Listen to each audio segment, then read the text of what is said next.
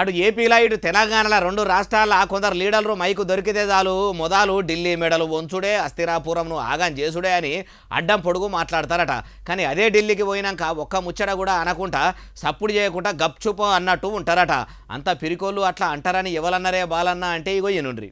అయ్యా పవనాలు సారు, తెలంగాణలో ఆంధ్రప్రదేశ్ రాష్ట్రంలో మేకపోతు గాంభీర్యం ప్రదర్శించి ఢిల్లీలో పిల్లి లెక్క ఉండే వాళ్ళు చెప్పుర్రి. చాలా మంది ముఖ్యంగా మన తెలుగు రాష్ట్రాలు కావచ్చు, కొంచెం దక్షిణాది రాష్ట్రాలు కావచ్చు, మనం ఎక్కువగా వినేది మేము ఢిల్లీ మెడలు ఉంచుతాం, చొక్కా పట్టుకొని నేలకు దించుతాం, తడాకా చూపిస్తాం అని దక్షిణాది నాయకులు చాలామంది చాలా పెద్ద పెద్ద మాటలు మాట్లాడుతూ ఉంటారు.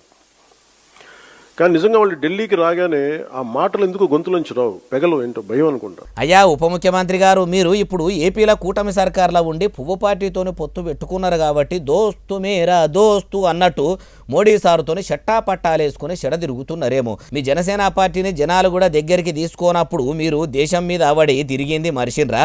అయినా ఇప్పుడు సెంట్రల్ సర్కారు మెడలు వంచుడు ఎందుకు, గల్లా బట్టి దించుడు ఎందుకు? మీకు ఎగురమే ఉంటే, ప్రజలంటే పాయిరమే ఉంటే సినిమాల్లో చెప్పినట్టు ఇట్లా డైలాగులు ఎప్పుడు బంజేయిర్రి. ఏపీలో చాలా పల్లెలకు తొవ్వలు కూడా సక్కదనం లేవు. వానకాలం కూడా వచ్చింది కాబట్టి తొవ్వలు లేక తిప్పలు పడుతున్న ఊర్లు చాలానే ఉన్నాయి కాబట్టి మీరు కేంద్రం నుంచి పైకం పట్టుకొచ్చి పల్లెలను పచ్చగా చేసే పని పెట్టుకోర్రి. అంతేగాని ఇట్లా లీడర్లను పిలుచుకొని వాళ్ళతోని మీటింగులు పెట్టి పబ్లిక్ పైకం ఎందుకు సారు ఖర్చు చేసుడు? ఏమో అంటారు చూడండి, చెప్పేది ధర్మశాస్త్రాలు, సొచ్చేది ఏమో గుడిసెలు అన్నట్టే ఉన్నది కదా మీ ముచ్చట కూడా.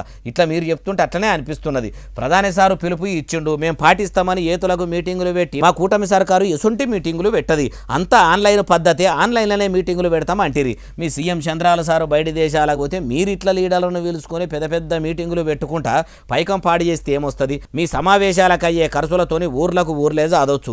రాజుల పైస రాళ్ల పాలన్నట్టు ప్రజలు పన్నుల రూపంలో గడిన పైకంను ఇట్లా పాడు చేయబడితే అంటుర్రు ఈ ముచ్చటిన్నోళ్ళు.